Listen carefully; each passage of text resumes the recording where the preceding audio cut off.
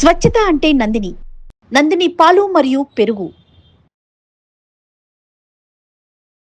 వాగర్థవివ సంపృక్తౌ వాగర్థ ప్రతిపత్తయే జగతః పితరౌ వందే పార్వతీ పరమేశ్వరౌ. ఆదిత్యాయ చ సోమాయ మంగళాయ బుధాయ చ గురుశుక్ర శనిభ్యశ్చ రాహవే కేతవే నమః.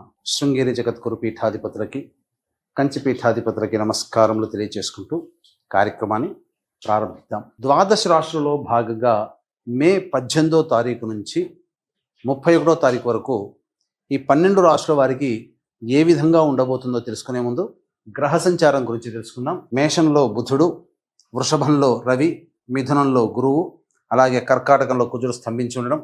18వ తారీఖు నుంచి రాహువు కుంభంలోను, కేతువు సింహంలోని సంచారం చేస్తుండడం.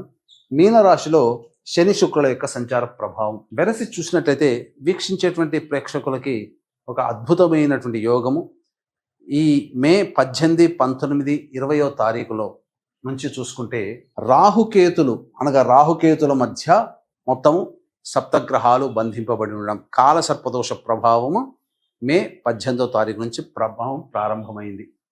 ఇక ఈ 18వ తారీఖు నుంచే గ్రహమాలికా యోగము 18, 19, 20వ తారీఖులో చూసుకుంటే గ్రహాలన్నీ వరుసగా ఒక రాశిలో ఒక మాలగా ఉండిపోయింది. 18వ తారీఖు నుంచి 20వ తారీఖు వరకు మొత్తం గ్రహాలన్నీ ఒక్కొక్క రాశిలో ఉన్నాయి. అనగా సప్తగ్రహాలు మొత్తము 1, 2, 3, 4, 5, 6, 7, 8 రాశుల్లో మొత్తము నవగ్రహాలు 8 రాశుల్లో స్థిరపడి సంచార ప్రభావం అనేటువంటిది ఉంది. కాబట్టి గమనించగలరు.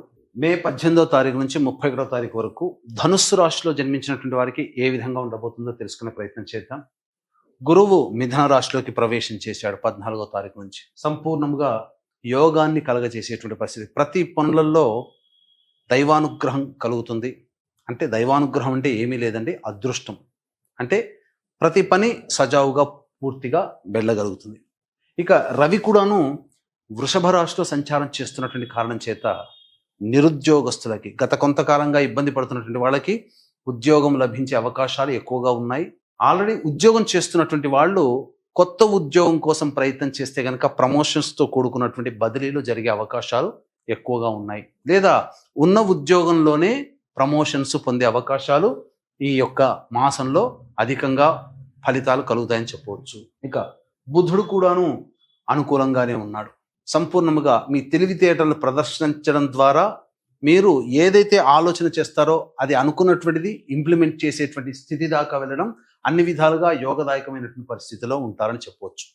కాకపోతే వచ్చిన చిక్కల్లా కూడా ప్రధానంగా ఈ అష్టమ కుజుడు మరియు అర్ధాష్టమ శని దోష ప్రభావం, ఈ 2 పాపగ్రహాల ప్రభావం వలన మిగతా గ్రహాలు ఎంత అనుకూలంగా ఉన్నప్పటికీ కూడా ఈ 2 గ్రహాల ప్రభావంలో కొన్ని ఇబ్బందికర పరిస్థితులు. కాబట్టి పరిహారాల్లో భాగంగా ఈ 2 గ్రహాలకు గనక చేసుకుంటూ ఉన్నట్లయితే 31వ తారీఖు వరకు మీరు తలపెట్టినటువంటి పనులలో అన్ని విధాలుగా యోగదాయకంగా ఉంటుంది. ఇక ముఖ్యంగా గమనించుకున్నట్లయితే గృహానికి సంబంధించినటువంటి విషయాల్లో మీరు ముందడుగు వేస్తారు.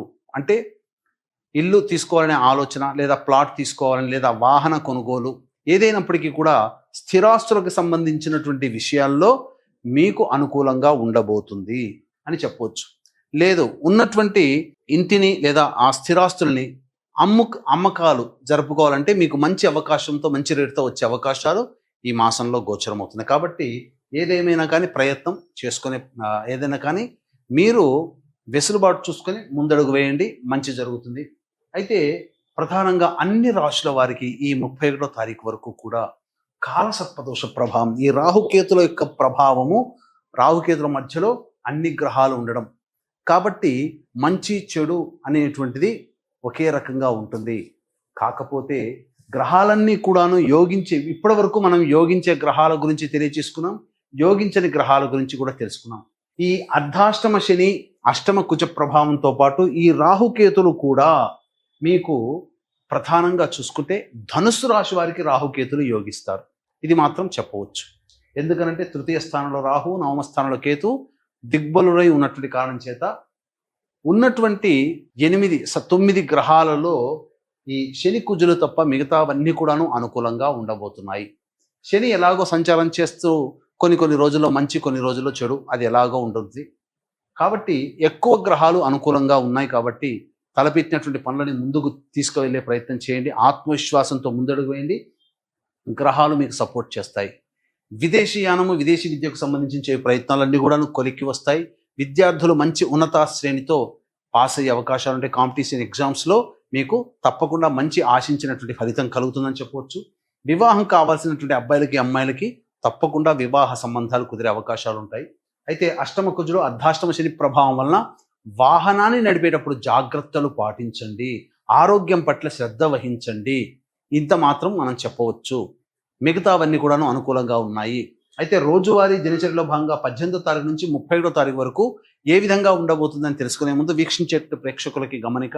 ఈ నెల 22వ తారీఖు హనుమత్ జయంతి సందర్భంగా ఈ శని మార్పు, రాహుకేతులు, గురు మార్పు పొందినటువంటి విధంగా 12 రాశుల వారికి కూడాను సామాన్యమైనటువంటి పరిస్థితి ఉంటుంది. రాహుకేతులు కూడాను కాలసర్పదోష ప్రభావం కూడా ఉన్నటువంటి కారణం చేత ప్రధానంగా జాతకరీత్యా కలుగు విద్య, వివాహ, ఉద్యోగ, దాంపత్య, అనారోగ్య సమస్యల నివారణకి మరియు మేష, మిథున, కర్కాటక, సింహ, కన్య, వృశ్చిక, ధనుస్సు, కుంభ, మీన రాశిలో జన్మించినటువంటి వారికి ఈ శనిదోష పరిహారార్థమై సర్వదోష నివారణ పూజల హోమాలు జరిపించి శక్తిపాతము చేయబడినటువంటి శంకరుంగలి మాలని మీకు అందివ్వడం జరుగుతుంది. అలాగే సరస్వతీ నదీ పుష్కరాల సందర్భంగా అమావాస్య రోజున 26వ తారీఖు రోజున పిండ ప్రదాన కార్యక్రమాలు జరిపించడం జరుగుతాయి. బ్రాహ్మణుని కర్తగా పెట్టి, అలాగే తండ్రి వైపు 6 తరాలు, తల్లి వైపు 3 తరాల్లో ఏవైనా దుర్మరణాలు కనుక ఉన్నట్లయితే వాటిని పితృశాపాలు అని అంటారు.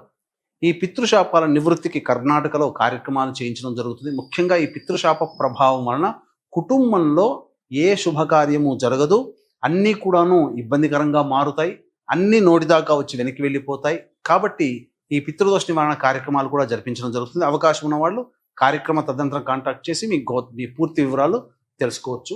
ఇక 18, 19, 20వ తారీఖులో కనుక గమనించుకున్నట్లయితే ప్రధానంగా మీ వాక్కుని అదుపులో పెట్టుకుని ప్రయత్నం చేయండి. ఎందుకంటే కుటుంబ సభ్యులతో మీకు వాగ్వివాదాలు జరుగుతాయి. లౌక్యంతో వ్యవహరించండి. ధనము నష్టము ఎక్కువగా ఉంటుంది. ఖర్చులు అధికంగా ఉంటాయి కాబట్టి జాగ్రత్తలు పాటించండి. 21, 22వ తారీఖుల్లో ప్రధానంగా ఖర్చుకు మించిన ఆదాయం లభించడం, ఆనందకరంగా జీవిస్తారు, విందుల వినోదాల్లో పాల్గొంటారు. సోదర సోదరిమణుల యొక్క సహాయ సహకారాలతో మీకున్నటువంటి పనులన్నీ కూడాను పూర్తి చేసుకుంటారని చెప్పవచ్చు. 23, 24వ తేదీల్లో ముఖ్యంగా వాహనాన్ని నడిపేటప్పుడు జాగ్రత్తలు పాటించాలి. గృహ మరమ్మతులు, వాహన మరమ్మతులకి ఎక్కువగా ఖర్చు అవుతాయి. తల్లిగారి ఆరోగ్యం పట్ల శ్రద్ధ వహించాలి. ప్రశాంతత లేకుండా ఉంటారని చెప్పవచ్చు. 25, 26వ తారీఖుల్లో మీ ఆరోగ్యం పట్ల శ్రద్ధ వహించాలి. ఎక్కువగా తల తిరగడం లాంటి సమస్యలు ఎదుర్కోవచ్చు. ఇక ప్రధానంగా అన్ని ఆలోచనలకే పరిమితం అవుతాయి తప్ప ఏది కూడాను ముందుకు సాగదు. ఇక 27, 28, 29, 30వ తారీఖులో ఈ 4 రోజుల పాటు సమస్యలన్నీ కూడాను సాల్వ్ అవుతాయి. ముఖ్యంగా ఆదాయం అధికంగా ఉండడం వల్ల మీ ఖర్చులో మీ యొక్క సమస్యలన్నీ కూడా పూర్తి చేసుకుంటారు. ఆనందంగా గడుపుతారు. దాంపత్య జీవిత భాగస్వామితో లేదా వ్యాపార భాగస్వామితో ఉన్నటువంటి పొరపచ్చాలు తొలగిపోయి ఆనందకరంగా జీవిస్తారని చెప్పవచ్చు. 31వ తారీఖు రోజున మాత్రం ఖర్చులు అధికంగా ఉంటాయి. ప్రశాంతత లేని జీవితాన్ని గడుపుతారు. కాబట్టి జాగ్రత్తలు పాటించండి. ఇక ఈ యొక్క ధనుస్సు రాశిలో జన్మించినటువంటి మహిళలకి ఎక్కడైతే ఇంతకుముందు మీరు కోల్పోయినటువంటి గౌరవాన్ని, మర్యాదల్ని మళ్ళీ తిరిగి పొందగలుగుతారు. మీకు పెద్ద పీట వేస్తారు కుటుంబ సభ్యులు. మీ మాట చెల్లుబాటు అవుతుంది. మీరు అనుకున్నటువంటి పనులన్నీ కూడాను సహాయ సహకారాలు చేయడం కోసం మీకు ఎప్పుడు కూడాను మీ వాళ్ళు ఎదురుగా ఉంటారు. కాబట్టి మీకు శ్రమ లేకుండానే మీ పనులన్నీ పూర్తి చేసుకుంటారు. ముఖ్యంగా వ్యాపార రంగంలో, వృత్తి రంగంలో ఉన్నటువంటి వాళ్ళకి చక్కటి ధనాదాయం చక్కగా ఉంటుంది. ఉద్యోగినులకైతే అన్ని విధాలుగా అనుకూలంగా ఉంటుంది. ఉద్యోగం కూడా లభిస్తుంది. అన్ని విధాలుగా యోగదాయకమైనటువంటి పరిస్థితి. కాబట్టి ఆరోగ్యం పట్ల కాస్త శ్రద్ధ వహించాల్సినటువంటి పరిస్థితి అని చెప్పవచ్చు. కాకపోతే ఇంట్లో కింది స్థాయి వాళ్ళు మీకు సహకరించకపోవడం వల్ల కొంత చికాకులు అనేటువంటివి ఉంటాయి. వాటిని లౌక్యంతో మీరు అధిగమించవచ్చు. వివాహం కాని అమ్మాయిలకి వివాహాలు అవుతాయి. ఇక సంతానం కోసం ఎదురు చూసేటువంటి వ్యక్తులకి చక్కటి సత్సంతాన భాగ్యం లభించి తీరుతుందని చెప్పవచ్చు. ఇక ఈ రాశిలో జన్మించినటువంటి వాళ్ళు సమస్యల పరిష్కారం కోసం ప్రతిరోజు కూడా సుబ్రహ్మణ్య భుజంగ స్తోత్రము, కాలభైరవాష్టక పారాయణము, అలాగే అవకాశం కుదిరినప్పుడల్లా సుబ్రహ్మణ్య స్వామికి, ఈశ్వరుడికి అభిషేకం జరిపించుకోండి. సమస్యలు తీరుతాయి. ఇప్పుడు చెప్పినటువంటి సమస్యల కంటే ఇంకా విభిన్నంగా మీ యొక్క జీవితం ఉంది అంటే మీ యొక్క జన్మ జాతకంలో నడుస్తున్నటువంటి గ్రహ దశాంతర దశల ప్రభావాలు. కావున దగ్గరలోని మంచి ఉపాసనా పరులైనటువంటి జ్యోతిష్యుల్ని సంప్రదించి వారి సలహాలు, సూచనలు కనుక పాటించినట్లయితే మరింత మెరుగైనటువంటి జీవితాన్ని పొందుతారని తెలియచేయవచ్చు. అలాగే హనుమత్ జయంతి సందర్భంగా జరిగే సర్వదోష నివారణ పూజల్లో పాల్గొనే ప్రయత్నం చేయండి. మరియు ఈ సరస్వతి పుష్కరాల సందర్భంగా పిండ ప్రదాన కార్యక్రమాలు మరియు అమావాస్య రోజున కర్ణాటకలో పితృదోష నివారణ కార్యక్రమాలు కూడా జరిపించడం జరుగుతుందని చెప్పవచ్చు. సర్వం శ్రీ ఉమామహేశ్వర పరబ్రహ్మార్పణమస్తు.